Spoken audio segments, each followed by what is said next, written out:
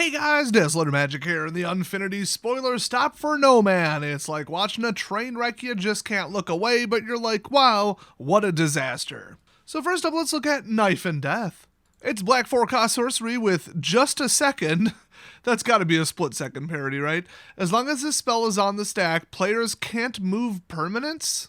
Oh, and then you flip the table up and throw knives at the cards, and everyone you hit, you destroy. Okay, obviously, but I guess I'll just humor you by reading the rest of it. So, one at a time, throw 10 cards you own from outside the game onto the play area from a distance of at least 3 feet, about 1 meter. For each of those cards, Knife and Death deals 3 damage to each creature or planeswalker you don't control that card is touching. You may gain life equal to the damage dealt this way. Oh! So it's only 1 damage and it can't destroy lands or anything else, but like, if this was a little bit better and this wasn't silver bordered, this right here, I'm telling you, would be the #1 most played card in Legacy. Which would be a bit of an embarrassment to the game, but so is Legacy. So next up, Monoxa, Midway Manager. It's a 4-cost 4/3, black-red legendary creature vampire employee, and whenever you roll a 3 or higher, Monoxa Midway Manager gains first strike until end of turn. If the roll was 4 or higher, it gains menace until end of turn, and if the roll was 5 or higher, it gains lifelink until end of turn, and then if you pay 6, you can just straight up roll a 6-sided die. So attractions are self-triggered, pretty powerful card. Not amazing, but powerful. Next up, Scavenger Hunt. We've got a not legal in other formats. Artifact Attraction Uncommon here with a 50% hit rate, 2, 3, and 6. And it has Visit. Choose a humanoid animal or alien, food, or horns or tusks at random. You have 10 seconds to search your library and reveal a card with the chosen item in its art. If you do, claim the prize. Oh, I love that. Some of these are terrifically creative. So, prize, you get 2 tickets, which you use to buy stickers. What even is this? Then you may put a sticker on an online permanent you own, sacrifice Scavenging Hunt, and open another attraction. So, I mean, definitely interesting, kind of fun. Next up, Treacherous Trapezist. Oh yes, it's a 3-cost double blue creature porcupine performer, and it has flying, and whenever you cast an alliterative spell, scry 2, without even reading it, they all start with the same letter. Come on, guys, you learned that in like 5th grade. But it's only 2 or more, so it's not like fully alliterative, like Alphabet Aerobics by, I want to say Black Alicious, but I might have that wrong. But also other alliterative creatures you control have flying. Nice. Next up, Park Bleater. I don't get the reference. Is that a pun or something? Anyway, Greeter. Greeter and okay.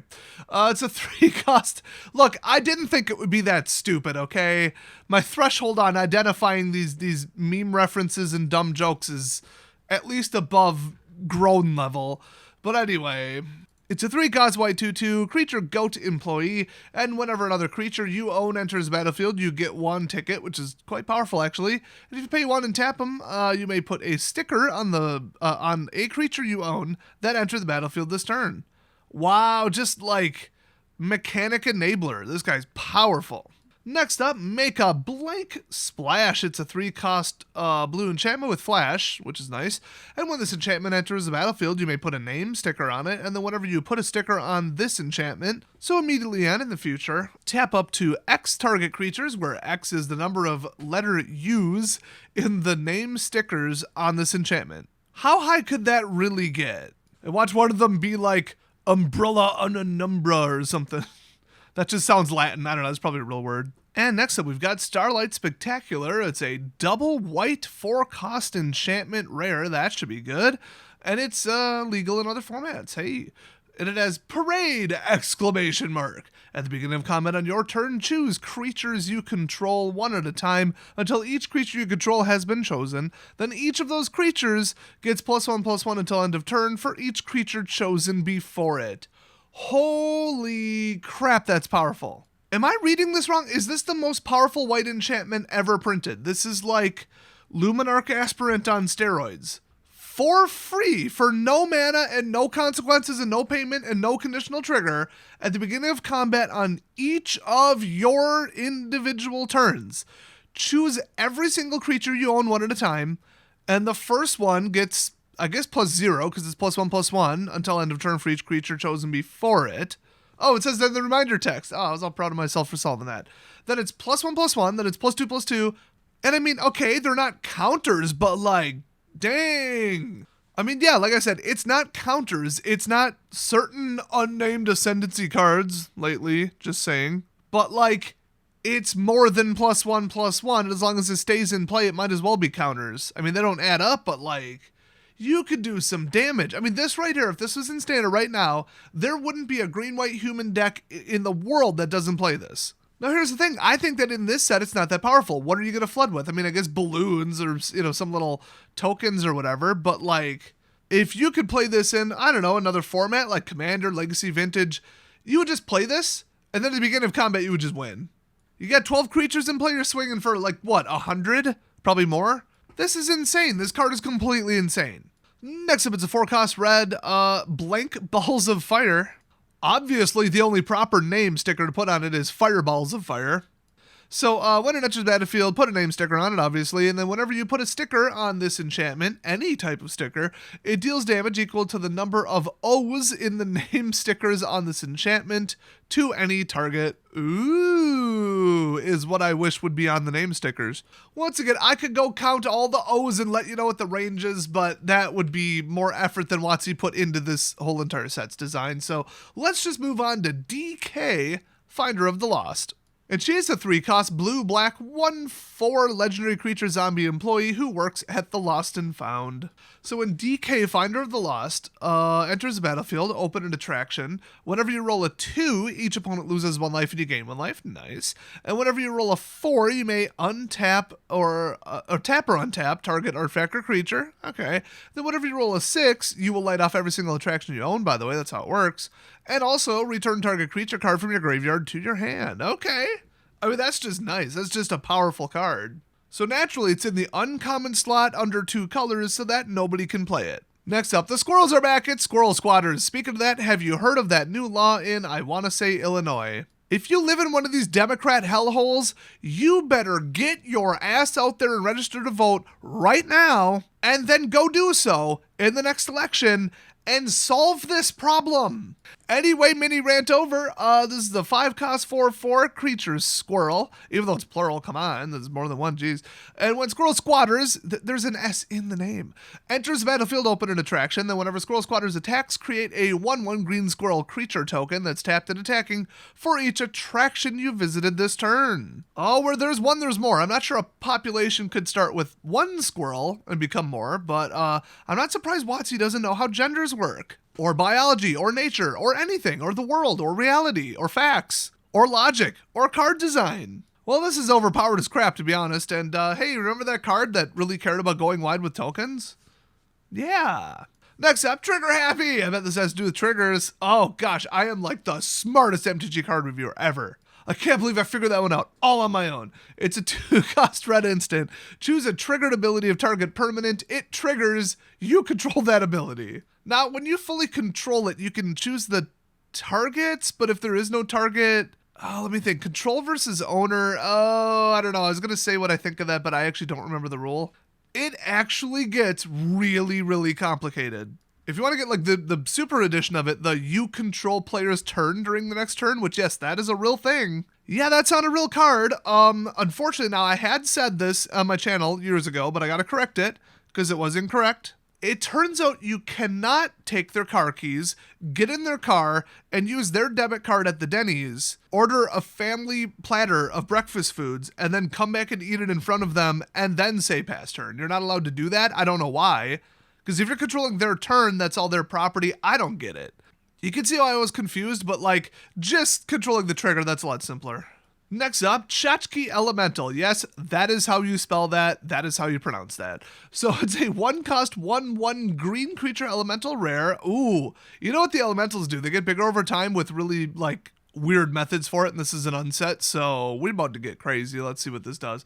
Whenever you create a token or put a counter on, or a sticker on another permanent, put a knick-knack counter on Tchotchke Elemental, use a unique item that completely fits on Tchotchke Elemental for each knick-knack counter. Tchotchke Elemental gets +1/+1 for each knick-knack counter on it. That is going to look amazing, and I love it, and this card is bonkers in a good way. Next up, Line Prancers. Oh, someone's probably into that.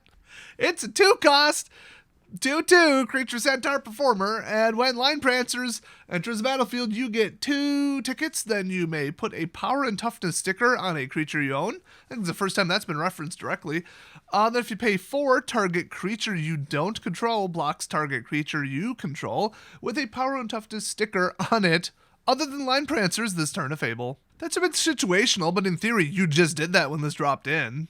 So some of those are pretty good, but I think like probably 100%, at least the ones that I cared to look at, of like really powerful power and toughness combinations on the stickers cost a ton of tickets. So you can't just say, oh, I'm going with the biggest one. No, there's a currency for it. Next up, pie eating contest. Yes, tell me please that you get to eat an actual pie, and then you verse people in other games, and then the loser ends their game as the loser of the game. That would be way too cool. What does this actually do? 5 cost green sorcery is an additional cost to cast the spell, Gobble X. Each time you gobble, take a bite of food or sacrifice a food token. Oh, I remember when on Jackass they went for the world record number of gobbles. It was slightly different, but there are minutes worth of things I could say about this card, but it's unsafe, bad, stupid, anti-diabetic ableist if you want to get all petty leftist parody. Anyway, X target creatures you control also get +2/+2 and gain trample until end of turn, and remember, Gobble X. I don't see an upper limit to this. Well, I guess there's no reason to like eat more than you have creatures, because it's not target creature gains X, +2/+2s, it's X number of creatures you control. Each get +2/+2 flat. So you can't take 30 bites and then hit them for +60. But it's +2 across the board and trample. I mean, that's pretty insane. Well, this is just a stupid card. Let's move on. Fluros of Mira's Marvels. These cards tend to be pretty powerful because Mira don't play. All right, so it's a 4 cost 3/4, double blue legendary creature Merfolk performer. I hate Merfolk, that ain't news. And as Fluros enters the battlefield, choose a number greater than 0. Whenever you cast a spell with power, toughness, or loyalty equal to the chosen number, okay, target artifact or creature becomes an artifact creature with base power and toughness XX until end of turn, where X is the chosen number, and then partner. Once again, situational but powerful. So, okay. And then let's just move right on to Nocturno of Mira's Marvels. Another 4 cost, double black, 2/2 legendary creature vampire performer. And as it enters the battlefield, choose a word with 5 or more letters. And then whenever you cast a spell with the chosen word in its rules text, so you can't just choose it or the or you draw a card and you lose 2 life. Not you may, you are doing that. That's dangerous. You'd have to kind of tiptoe around it. I mean, it's extra cards, but 2 life in a limited format? You better watch out. Next up, we got Haber Thrasher. It's a 2 cost 2/2 human, a creature human Hatificer assassin. Okay, I think James Bond had one of those.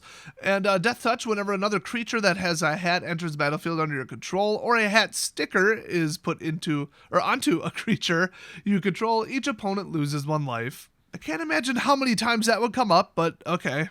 Next up, it's Fight the Blank Fight. It's a 2 cost green enchantment aura, an enchant creature you control, of course, and then when it enters the battlefield, you may put a name sticker on it. When you do, enchanted creature fights up to 1 target creature you don't control, and enchanted creature gets +0/+2 for each name sticker on this aura with 8 or more letters. Well, then obviously you gotta go with Fight the Spear Chucker Fight. I didn't check, but I'm pretty sure WotC would put that on a card. And next up, we got Pick a Beetle, an absolute classic. Artifact Attraction, of course, and 50% hit rate on 2, 3, and 6. And visit, roll a 6-sided die, put a number of luck counters on Pick a Beeble. Oh, Beeble, not Beetle. I was going to say, those aren't beetles. I was actually confused, but I thought, we'll just power through it. So, equal to the result, and then create a treasure token. Then if there are 6 or more luck counters on Pick a Beeble, claim the prize. So you have to roll a 6-sided die to visit it, and then if you roll a 2, 3, or 6, then you visit it, which results in rolling a 6-sided die. So hey, you could luck out on the first shot. Then prize, create 2 treasure tokens, then sacrifice it and open a new attraction. So just straightforward and good. And you know what? Thankfully, you can now pick a Beeble and start rolling D6s and hope you get lucky in a legacy or vintage game. That is what it needed. I mean, if Yugi can throw 4 hats out there and be like, pick one, then I should be able to show up to a tournament full of stuck-up rich douchebags and start picking Beebles. Beeble Tribal for the win. So next up, Complaints Clerk. Yeah, she looks like she totally gives a crap. 4-cost white 3/3 creature beast employee, and when she enters the battlefield, open an attraction. Most of the employees seem to do that, and then whenever you roll a 1, create a 1/1 white clown robot artifact creature token. Oh, what nice compensation. Guys, don't be a Karen. Don't roll a 1. So that is it for today's spoilers, but there's even more coming up in the next video, so don't miss them, and I'll see you guys next time.